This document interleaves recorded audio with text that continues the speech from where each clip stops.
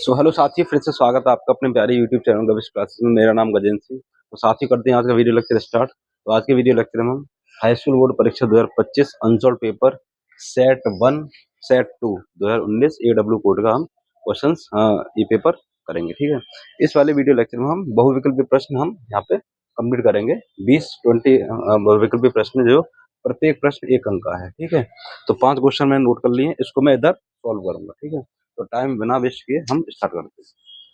तो देखिए ये हमारे प्रश्न दे रखे 5 प्रश्न और इधर हम हल करेंगे। ठीक है, इधर हम इनका एक एक करके हल करेंगे। आप खुद ट्राई करो, वीडियो को पॉज करके पहला क्वेश्चन देखो।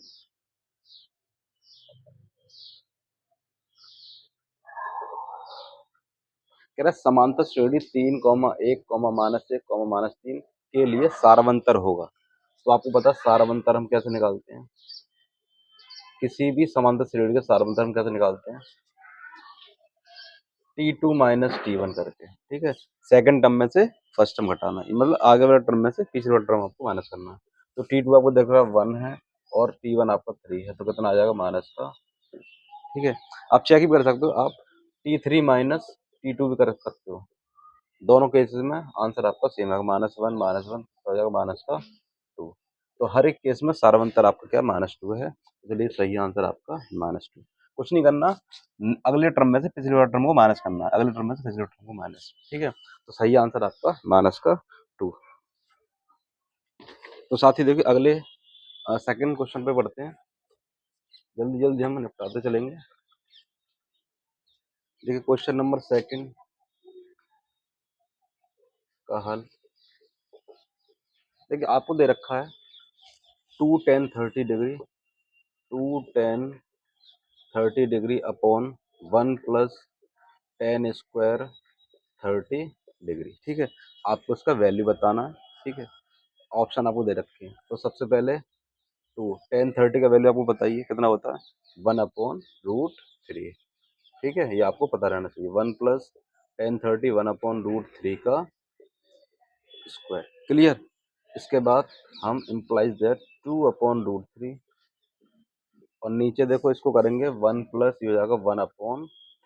1/√3 का स्क्वायर 1/3। तो इसको सॉल्व कर लेंगे हम आगे 2/√3 और ये एलसीएम लेंगे तो हो जाएगा 3 प्लस 1/3।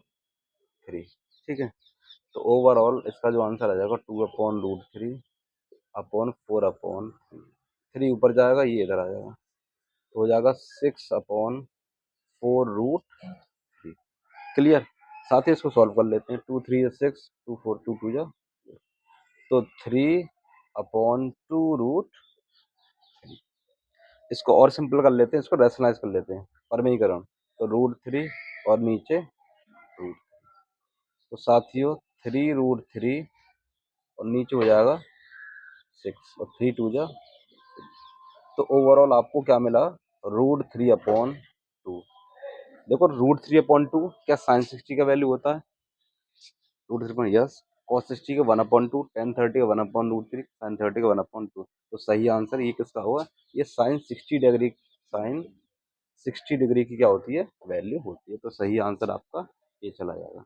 क्लियर, बढ़ते हैं साथियों क्वेश्चन नंबर 3 पर।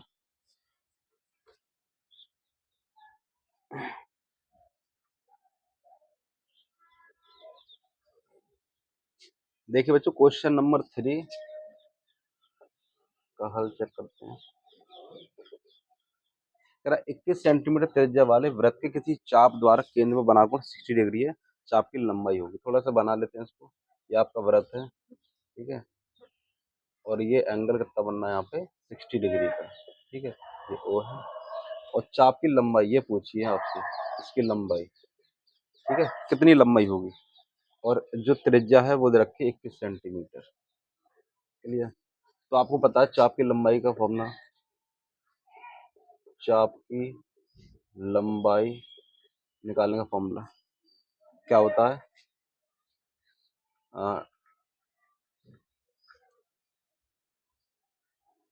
चाप की लंबाई निकालने का फॉर्मूला क्या होता है?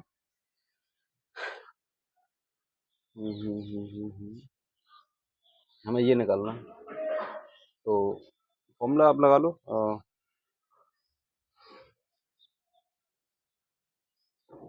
थीटा देखो एंगल जो होता है चाप इंटू त्रिज्या।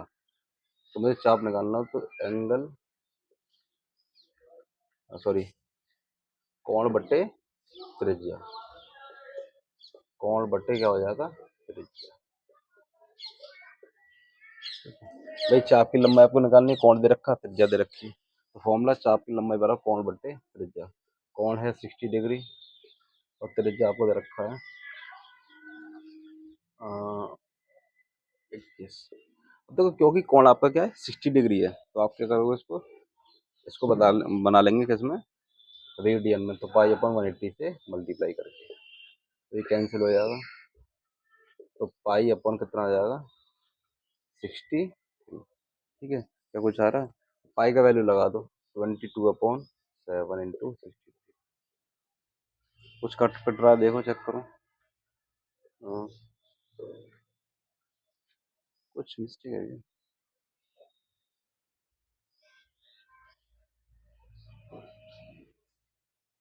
चाप की लंबाई पूछी है तो हमारे पास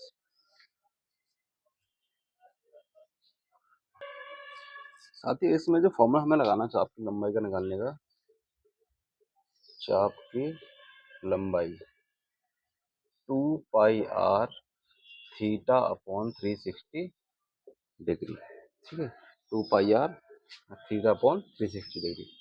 तो 2 पाई का वैल्यू आपको 22/7 लगाना है, आर आपको दे रखा है 21, थीटा आपको दे रखा है 60 डिग्री अपॉन 360।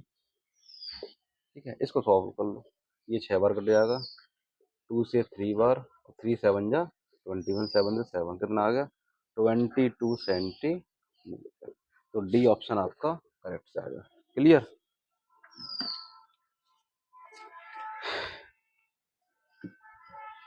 साथियों अगले क्वेश्चन बढ़ते हैं। देखिए अगले क्वेश्चन पे हमें क्वेश्चन नंबर 4 देखिए।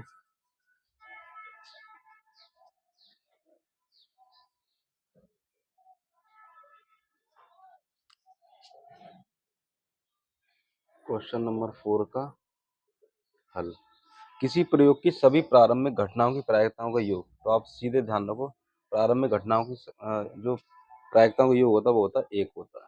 ठीक है सीधे। अगला है क्वेश्चन नंबर 5। क्वेश्चन नंबर 5 का हल, तो कह रहा है यदि द्विघात समीकरण दे रखा है, एक द्विघात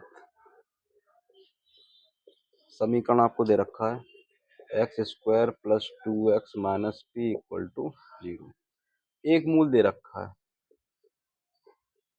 एक मूल दे रखा है आपको -2, तो p का वैल्यू आपको बताना है। तो देखो ये जो मूल दे रखा है इसको क्या करेगा संतुष्ट करेगा। तो ये बेसिकली x का वैल्यू है, तो इस वैल्यू को यहाँ रख दोगे x = -2 रखने पर। ठीक है, x की जगह -2 रख दो क्योंकि एक मूल है, ये इसको क्या करेगा संतुष्ट करेगा। तो रखो -2 का स्क्वायर +2 इंटू -2 और -p = 0। तो -2 का स्क्वायर 4 हो गया और ये माइनस का 2 2 जा 4, -p = 0।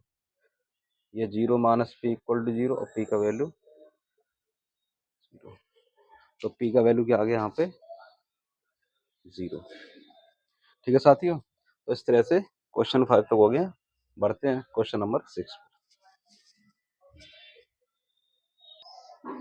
देखिए साथियों अगला क्वेश्चन, क्वेश्चन छठा कह रहा है यदि 5 10 15 r 20 35 और 40 का समांतर माध्य 21 हो तो r का मान ज्ञात करना है। तो देखिए साथियों क्वेश्चन नंबर छठा का हल यहाँ पे खुद भी वीडियो को रोक के ठीक है ट्राई करो क्वेश्चन को। समांतर माध्य 21 दे रखा है, तो समांतर माध्य निकालने का फॉर्मूला क्या होता है आंकड़ों का योग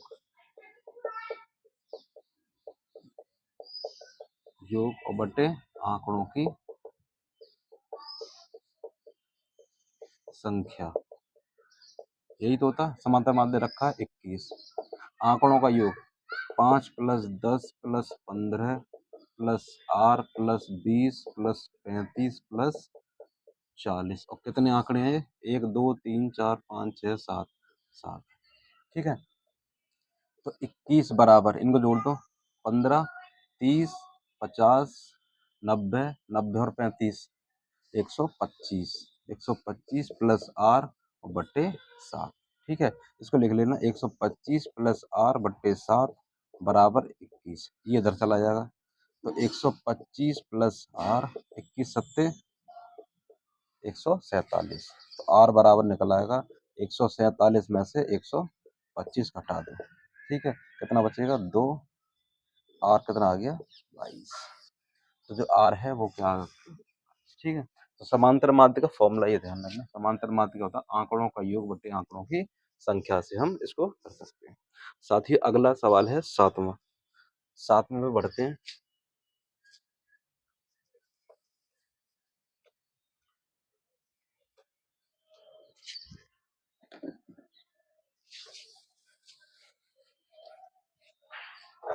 देखिए 7वां कह रहा है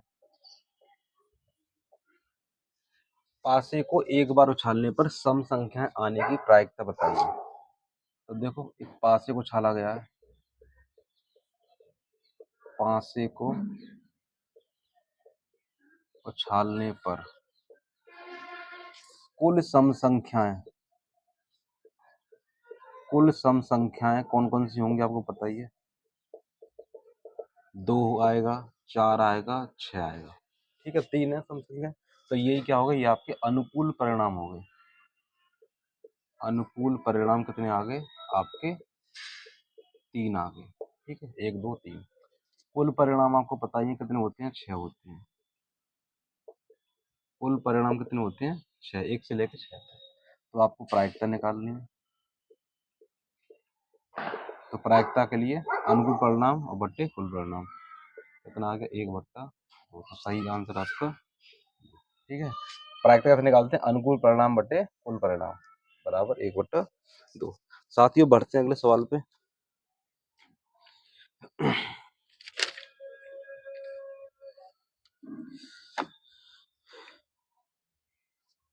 मिटा दें क्वेश्चन नंबर 8 पे।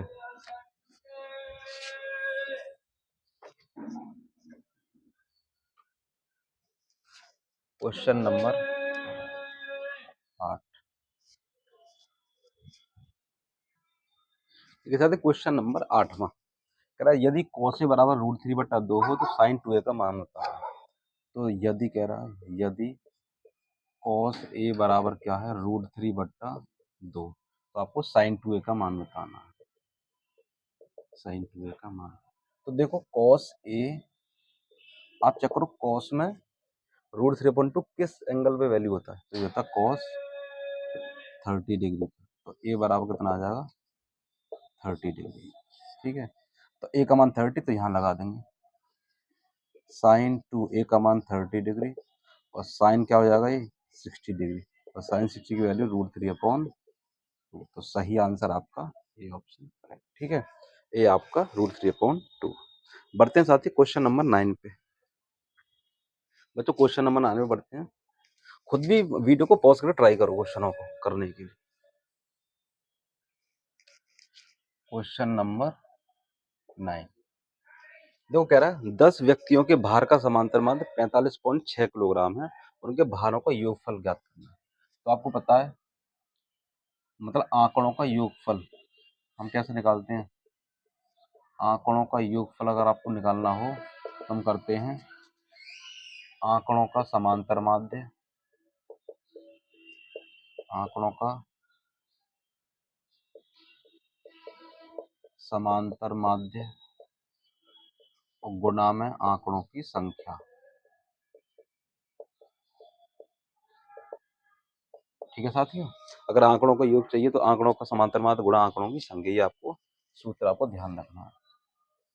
अब आपको भारों का योगफल पूछा तो भार लगा देना बस आंकड़ों की जगह।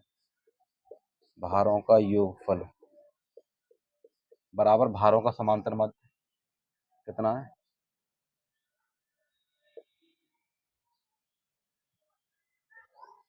भारों का समांतर माध्य और इनटू भारों की या व्यक्तियों के भारों की संख्या। अब देखो भारों का समांतर मास कितना दे रखा है 45.6, तो 45.6 लगा दो किलोग्राम।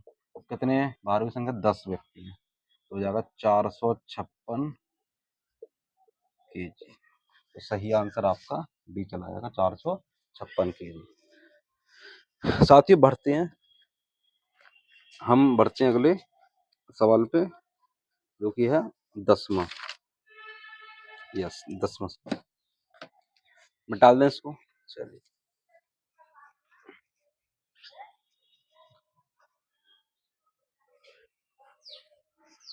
10वां सवाल देखिए। कह रहा के किस मान के लिए k+9 2k-1 तथा 2k+7 समांतर श्रेणी सस्त्र मतलब समांतर श्रेणी के सतत पद होंगे। तो k+9 और 2k-1 व तथा 2k+7 समांतर श्रेणी में हैं, तब क्या होगा। ये देखो आपका टर्म 1 है, ये टर्म 2 है, ये टर्म 3 है, मतलब ये प्रथम पद द्वितीय पद तृतीय पद। ठीक है, तो हम क्या करेंगे T2 माइनस T1 बराबर होना चाहिए T3 माइनस T2 के। क्यों? क्योंकि सार्वंतर समान होना चाहिए। इसमें से इसको हटाएं, इसमें से इसको हटा, बराबर आना चाहिए। तो T2 आपके पास 2k-1 और T1 k+9 और T3 2k+7 और T2 आपका 2k-1 इन्हें सॉल्व कर लो। 2k-1 माइनस k माइनस का 9 और इधर 2k+7 माइनस का 2k प्लस का 1। देखो 2k में से k गया, k बचेगा, -1 माइनस में माइनस का 10। 2k में से 2k खत्म, ये 7 और 1 8, तो k बराबर हो जाएगा 8 + 10, k का मान 18। तो सही आंसर 18, k का मान 8 और 18। 8 भी आ सकता है 2k-1। अब देखो हमारा 8 कैसे आएगा। 8 के लिए क्या करते हैं हम, ये हमारे पास होता है 8 और 18। देखो 7 17 6 16 8 18 और 19। तो आपके पास 18 तो और किसी में नहीं आ रहा, तो 8 सी ऑप्शन। क्लियर। तो साथियों आज के वीडियो लेक्चर में हम केवल इतना ही कराएंगे। ठीक है, 10 क्वेश्चन आपके हो चुके हैं, बाकी के 10 क्वेश्चन अगले वीडियो लेक्चर में हम ऐड कर देंगे। ठीक है, तो अगर ये वीडियो आपको अच्छा लगा तो आप इसे लाइक कीजिए, शेयर कीजिए, और अगर चैनल सब्सक्राइब नहीं कर रखा तो उसको सब्सक्राइब कर लीजिए। तो मिलते हैं अगले वीडियो लेक्चर में। ठीक है, so all the very best.